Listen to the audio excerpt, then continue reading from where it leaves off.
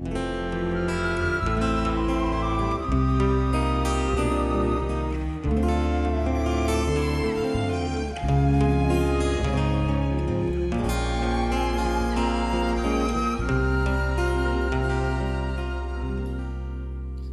dia, pessoal.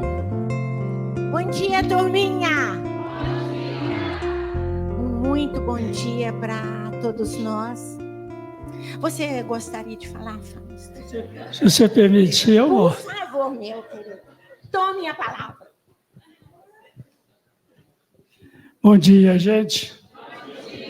Sejam bem-vindos. Bom dia. Bem, o texto de hoje é do Vinha de Luz, capítulo 169, como o Fausto já introduziu, Enquanto é Hoje é o título. Esse é um trecho, um versículo da carta aos Hebreus de Paulo, do capítulo 3, versículo 15. Ele diz: enquanto se diz hoje, se ouvirdes a sua voz, não endureçais os vossos corações. E Emmanuel, então, vai fazer seus comentários, né? Encarecer a oportunidade de regeneração espiritual na vida física nunca será argumento fastidioso nos círculos de educação religiosa.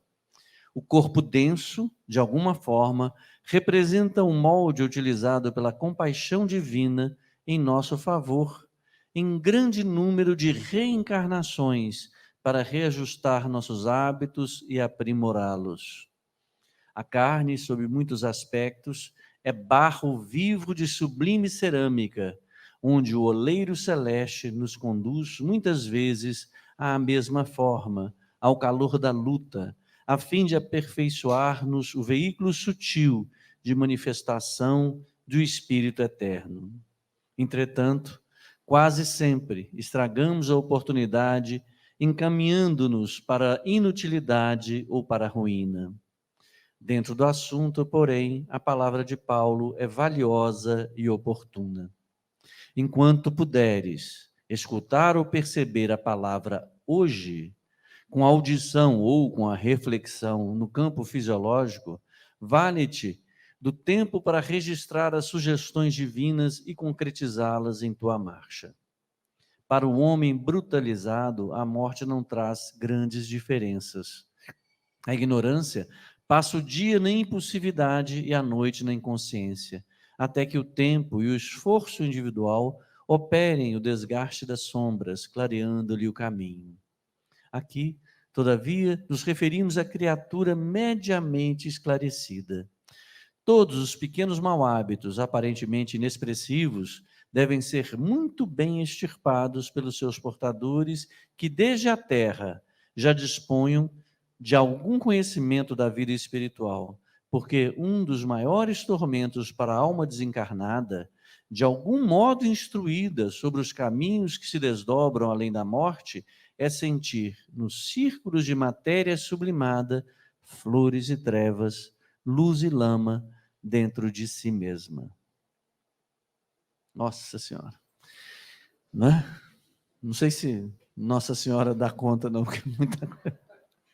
Quando eu li esse texto a primeira vez, para poder a gente vir cá e fazer as reflexões, eu pensei, nossa, estou roubado. Porque quantos dias a gente tem para estudar? Porque cada palavrinha parece que Emmanuel ali colocou, ela colocou com a sua sabedoria muito bem escolhidinho, muito bem, de forma muito, muito sintética, que todas elas são de um significado extremamente profundo, né?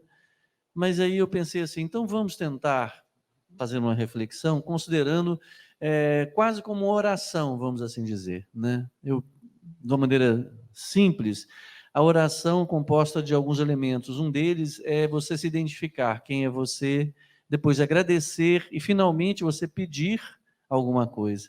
Você fazendo esse processo, a gente, de certa forma, obedece aquilo que Jesus disse: quando pedires a Deus em oração, Ele vos concederá.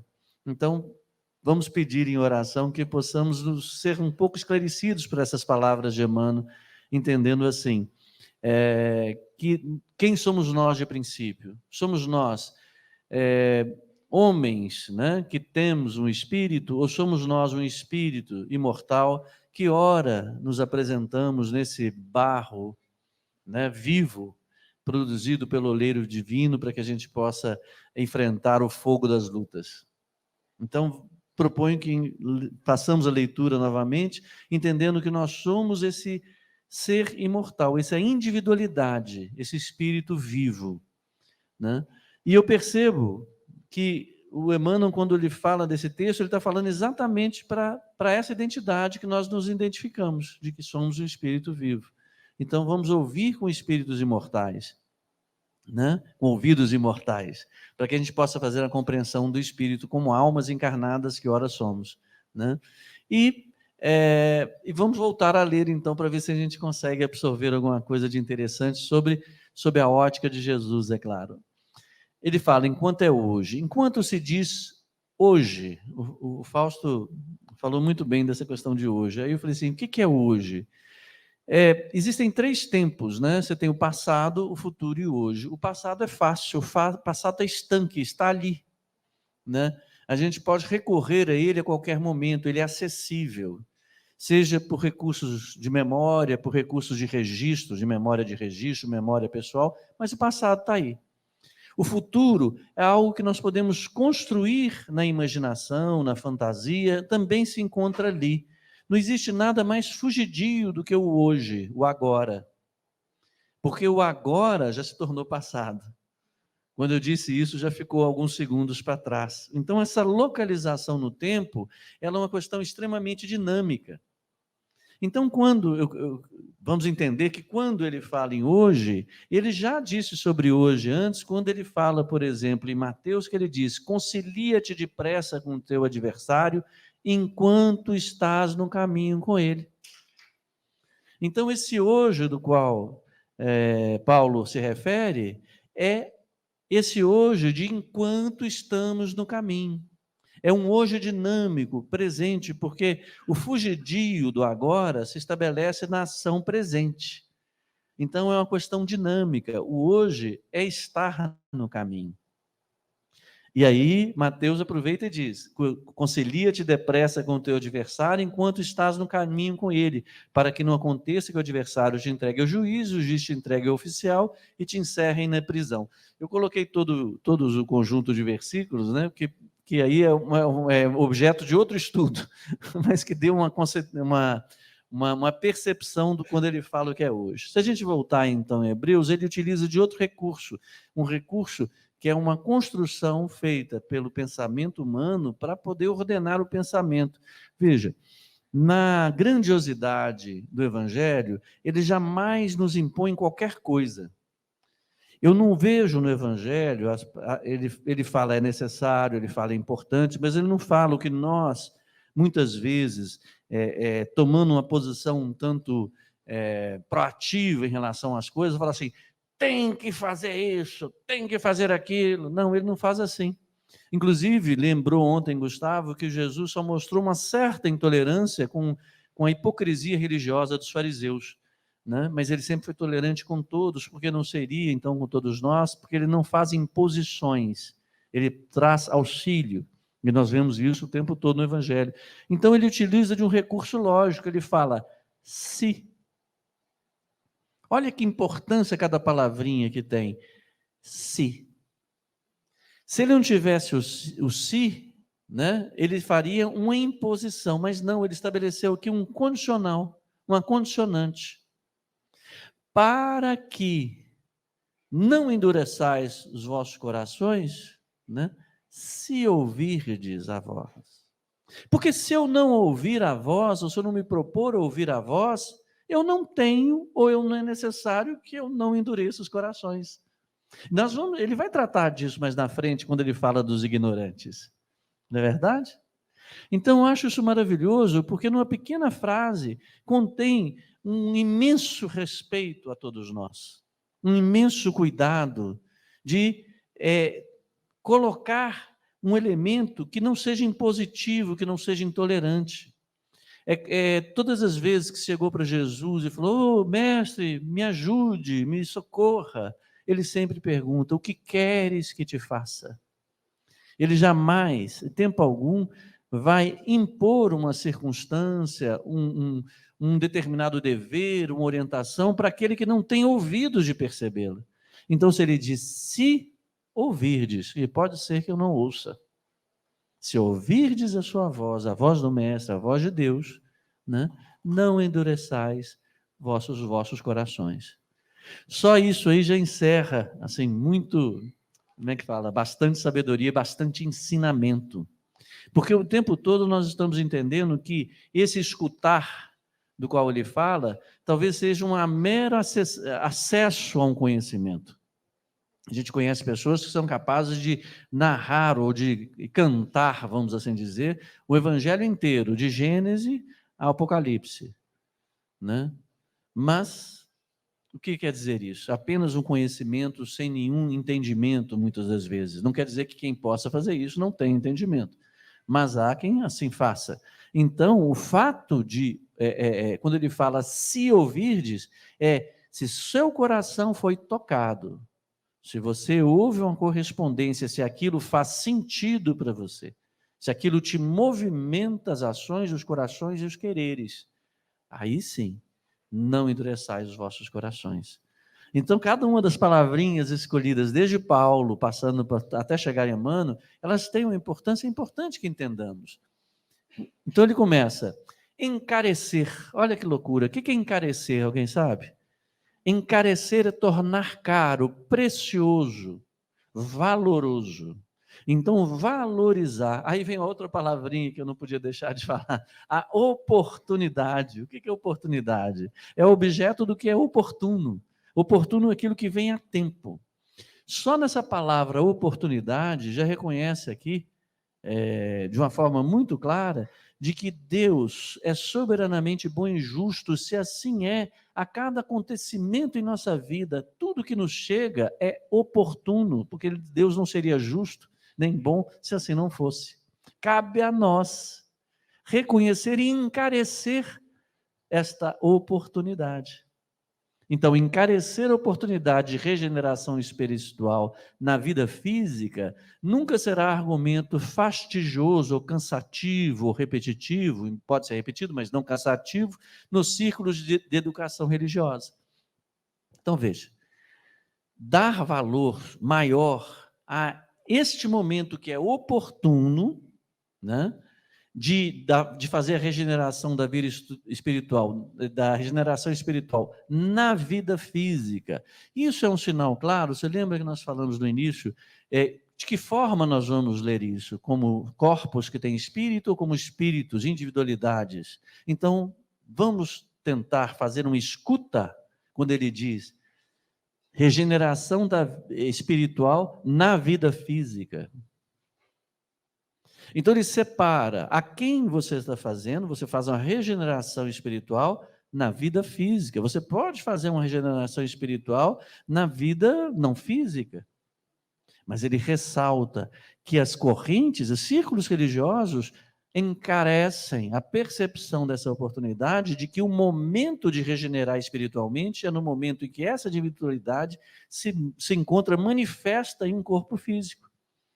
O que nos faz pensar que ele se dirige, nesse texto, à nossa individualidade e não à nossa personalidade. A personalidade ali é apenas um ensejo necessário e oportuno para a nossa regeneração espiritual. Eu acredito que nesse parágrafo ele dá o tom do que ele vai falar.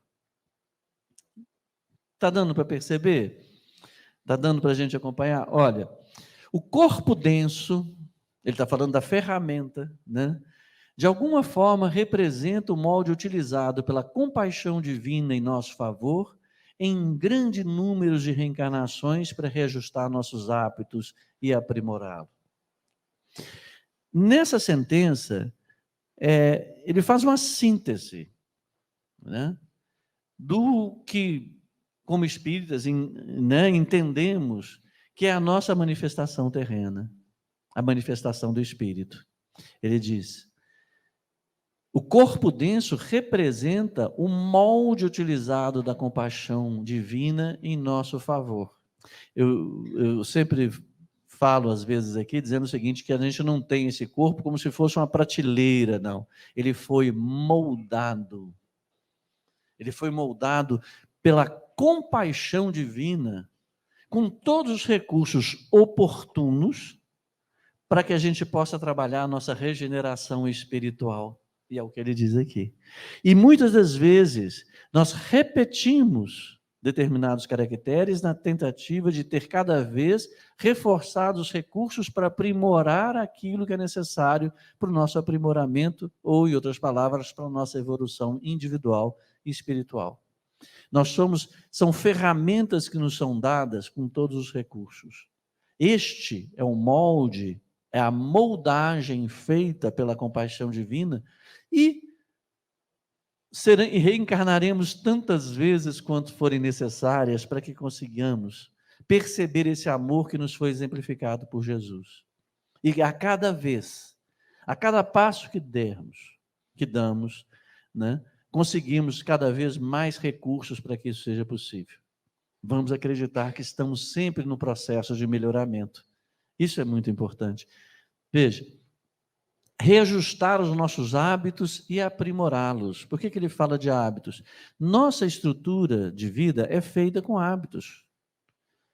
E nós vamos tratar disso mais na frente. Na medida que nós alimentamos, eu penso assim, na medida que nós alimentamos os nossos hábitos, nós direcionamos os caminhos que vamos tomar. Se nós estabelecemos nossa vida em cima de embates, xingamentos, e ficamos cercados sempre com questões de baixa vibração, nós vamos construir as nossas respostas a isso de forma baixa vibração, sempre em embates. Ao contrário, se nós começarmos a perceber a justeza e a oportunidade divina em cada coisa que nos aparece, nós teremos outros olhos, uma capacidade de escuta, segundo aquela que Jesus nos mostrou, quando todas as vezes que ele encontrava alguma situação, seja ela em prova, que às vezes os fariseus chegavam para poder prová-lo, né? Sempre o aspecto do amor ele conseguia enxergar. Tem uma coisa que representa isso, aquela história que os discípulos passaram por um cachorro morto, todos falaram, nossa, que cheiro, nossa, que podridão, e Jesus olhou para os dentes e falou, que dentes lindos. Fica até meio cômico, né? Como é que você olha uma carcaça? Na verdade, isso é uma hipérbole, não sei qual o termo, não, uma fábula, alguma coisa, para poder mostrar que em todas as circunstâncias, uma vez que você confia que Deus Pai, soberanamente bom e justo, haverá algo a ser aproveitado, porque tudo que nos aparece são oportunidades, se soubermos encarecer aquelas que fazem a regeneração espiritual nossa. E o melhor caminho que nós temos é nessa em que nos manifestamos através do corpo físico. Aí fala, meu Deus, então quer dizer que aquela miséria daquele meu vizinho que põe o som alto o tempo todo, que não me deixa dormir, etc e tal. Você pode olhar como miséria do meu vizinho, como pode olhar se meu vizinho iludido pelas impulsividades do dia, não é? Como ele vai falar ali na frente, iludido por uma determinada necessidade de um prazer, desconsiderando o meio em que está, oremos por ele. É a oportunidade de eu aprender. Toda vez que uma irritação me atinge, aponta, agradeçamos, porque aponta em nós uma fragilidade em nosso coração, em nosso corpo, em nossa estrutura psíquica. Né? O outro é agente de uma revelação, o outro é sempre uma oportunidade para o nosso crescimento. O tempo todo ele vem nos dizer isso. Né? Nós temos uma cultura em que a gente quer extirpar aquilo que a gente julga nos fazer mal. Né? E Jesus vem trazer exatamente a ideia de que aquilo que vem nos afeta é uma oportunidade de melhorarmos, de entendermos a nós mesmos, de denunciar em nós as fragilidades que carregamos, segundo o norte da exemplificação de Jesus. É isso que o outro representa. E ao invés de extirpar o outro como agente misericordioso de Jesus, para nos apontar as melhorias que temos que fazer, a gente prefere eliminar o agente e não curar a nossa ferida, não é? É o que nós temos feito ao longo dos tempos. Estes são os hábitos a serem aprimorados. Eu lembro da história da pessoa que caiu uma pedra no dedinho dele. Ele falou, Jesus. Olha aí. Por que ele falou Jesus? Ele falou Jesus porque ele está vibrando com Jesus. Então, quando vem uma dor, a primeira relação que ele tem é de recorrer ao que ele considera capaz de lhe trazer alívio. E falou Jesus. Provavelmente, se cair no meu pé, vai sair um palavrão de todo tamanho, porque esse é o padrão vibratório que eu talvez tenha carregando. Né? E me sinto justificado, porque a gente quer ter controle das circunstâncias. Né? Mas não, esse meu amigo falou assim, Jesus, por mais que ele esteja com dor, com vontade, assim, travando os dentes, mas ele, por exercício, por mudança de hábito, ele expressa Jesus. No momento que ele estiver afogando, ou que aconteça alguma coisa, em vez de xingar a água, ele vai confiar e falar, Jesus, seja feita a tua vontade, nada desesperadamente, porque ele quer fazer a parte dele. Não é isso? Mas não sai xingando a água. Porque não é esse o padrão, não é essa harmonia, a vibração, o hábito que ele alimenta, de forma a estabelecer sintonia com quem o auxilia. E é esse hábito, essa percepção dos hábitos que temos, é que vai estabelecer o tônus da nossa vida, que vai estabelecer nossas harmonias e que vai trabalhar para a nossa regeneração espiritual. Ou não. O que é hábito? Virtude é hábito. O que desenvolvemos como hábito de virtude nos favorece, o que desenvolvemos como hábitos negativos tornam-se vícios. São hábitos que nos fazem mal. Né? Bem, continuando. A carne, sob muitos aspectos, olha o que ele fala, né? Barro vivo. Vivo. Outro dia alguém fez uma concepção de vivo que eu achei muito interessante. Vida é o que permite a ligação do que é o espírito, com a matéria. Isso é vida. Né? Os cientistas podem replicar o corpo humano inteiro, nos detalhes dos átomos. Jamais serão capazes de conceder-lhe vida. Somente o espírito concede vida. Né? É esse link, é o espírito que dá vida. Então, essa ligação que é a vida. Então, essa vida, porque inclusive o Emmanuel vem falar também que o espírito às vezes é uma manifestação mais densa, mas não necessariamente na carne, que é vida. Vida reside no espírito. Né? A vida é a ligação que é possível, às vezes, do espírito do perispírito. Né? O meio que faz a ligação. Então ele faz, sob muitos aspectos, é barro vivo de sublime cerâmica, onde o oleiro celeste nos conduz muitas vezes à mesma forma, ao calor da luta. Nós temos várias passagens do Evangelho em que diz da necessidade do fogo para poder, vamos dizer, como é que a gente fala do ferro que ele fica duro, né? Que é para... Como é que é? Fundir, não, é para... temperar.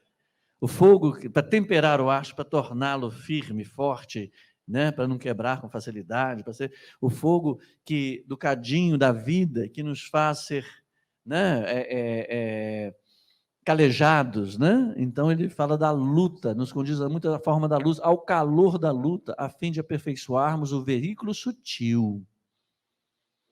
O veículo sutil é a alma encarnada, a nossa alma. Esse é o veículo sutil do Espírito, de manifestação do Espírito eterno. É para aperfeiçoarmos a nossa alma. E olha que interessante, nos conduz da mesma forma com a luz da luz. Eu acho muito interessante assim, eu falo assim, não, próxima encarnação, quero nascer a Landelon. Não, calma aí. Nós teremos, muito provavelmente, com toda certeza, né? Com toda certeza, cada um de nós terá a forma oportuna. A forma necessária, e muitas vezes repetiremos formas anteriores, porque não fomos capazes de construir condição para podermos vivermos coisas, segundo a nossa necessidade de aperfeiçoamento do nosso espírito eterno. Qual que é a percepção da construção de hábito? Nossa, eu sou feio demais, gente. Nossa, sou muito feio. Mereço não, deve ter chutado a cruz, sou tão feio assim, gente, né? Ou o outro, que é o meu caso, nossa, bonito demais, gente. Né? Não é nada, não existe demais para ninguém. A única coisa que é demais é o amor infinito de Deus Pai para conosco. Nada é demais, porque não há privilégio nem desprivilégio no mundo. Todos nós viveremos e teremos os moldes necessários para desenvolver o nosso espírito eterno. E repetiremos essa molde tantas vezes quanto forem necessárias, para que possamos a cada vez aprimorar a nossa escuta, o nosso escutar, a nossa percepção, cada vez que for necessário, para não endurecer o nosso coração. Isso que é fundamental. Ele fala, entretanto, quase sempre estragamos a oportunidade. Olha que fantástico, ele fala sempre oportunidade. Ele está dizendo que nós estamos estragando algo que nos chegou de forma oportuna, no tempo certo. Nós estragamos por revoltarmos e não acharmos que era o tempo certo ou que não fomos merecedores de tal circunstância. Encaminhando-nos para a inutilidade ou para a ruína. Precisamos nem falar nada, né? Dentro do assunto, porém, a palavra de Paulo é valiosa e oportuna. Enquanto puderes, lembra o que é hoje? Enquanto se encontra no caminho. Então você pode hoje. Agora, para poder, você lembra do si? É necessário que se entenda que para poder é necessário você haver escutado e ver sentido. E haver encarecer essa oportunidade, dar valor a ela. Se você dá valor a ela, percebe essa oportunidade, que tudo é oportunidade no mundo, mas encarece especificamente essa oportunidade, aí sim, se colocando na palavra, como ele fala, escutar, enquanto puderes, escutar ou perceber a palavra hoje, nesta dinâmica desse momento fugitivo do agora, que é o momento da ação, o momento da relação, da confrontação que você tem com suas dificuldades, este que é o hoje. No momento em que você escolhe acordar, levantar, escovar os dentes, falar, vou lá no Manuel Felipe, tratamento do Dr. Bittencourt. No momento que você também acorda, escova os dentes, ensaia um sorriso no espelho e fala assim, hoje tratarei todos muito bem, mas vou visitar minha vovó, ou minha tia, ou minha vizinha que está no hospital. Toda vez que você toma uma decisão, né? Você de perceber a palavra nesse caminho, enquanto está no caminho,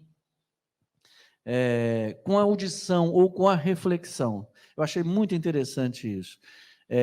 Nós ouviremos com os ouvidos que tivermos, e esse ouvido que tivermos, ele se faz a partir dos interesses que nós colocarmos nas coisas.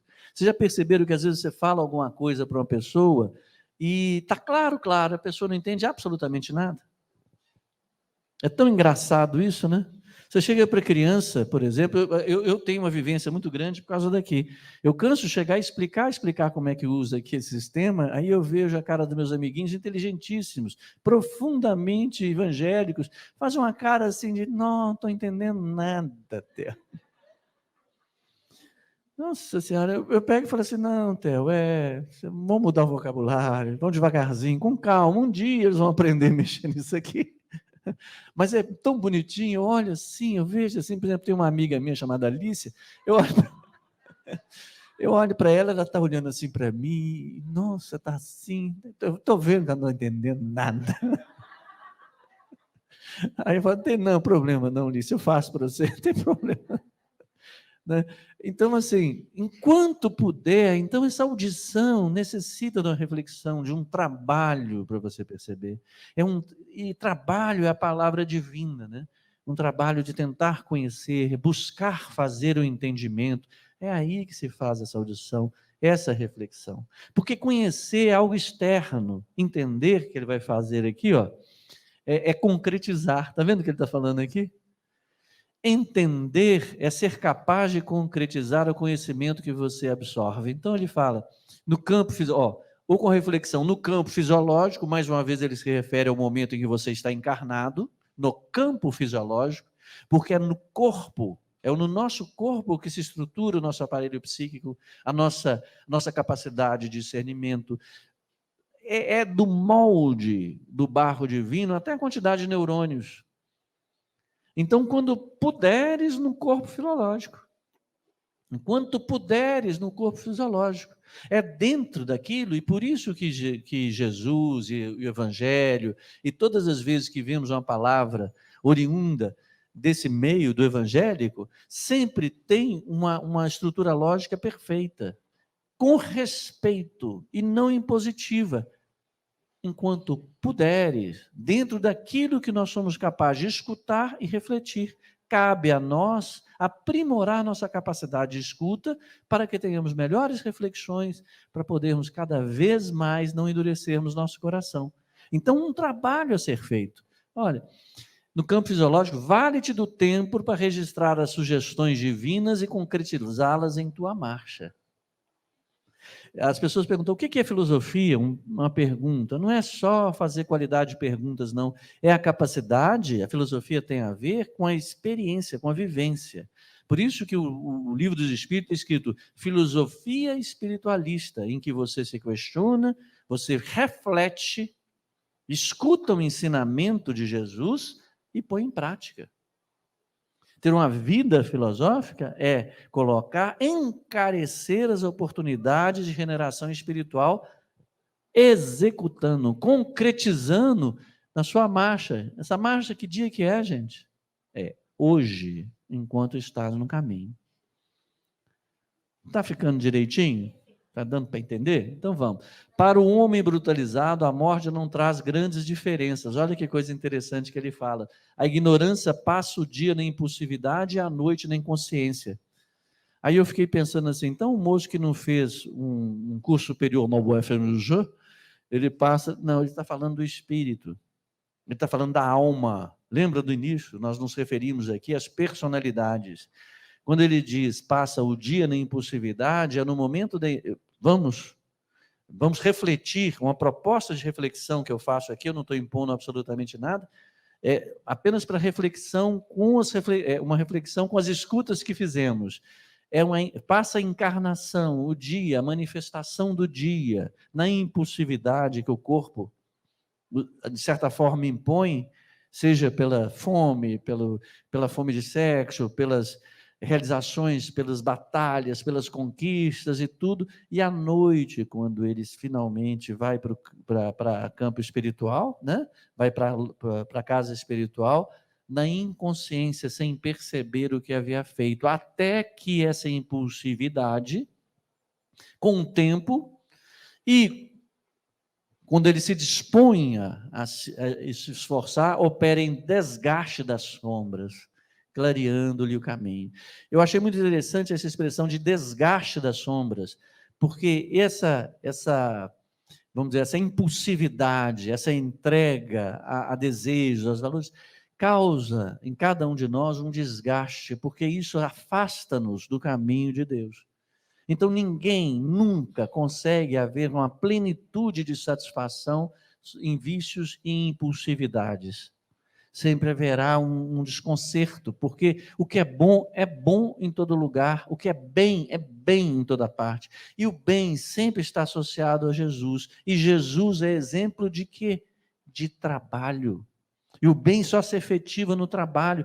Não adianta você falar assim, vou me entregar, né? Tem um amigo meu que fala, whisky, ministre e o twist a vida inteira, mas eu vou ler muito sobre o Evangelho. De que adianta? Né? O que adianta é que nos entregamos, porque esse desgaste das sombras apontam luzes. Não, é uma brincadeira do interior que é whisky, minister e twist. É o cigarro, perdão.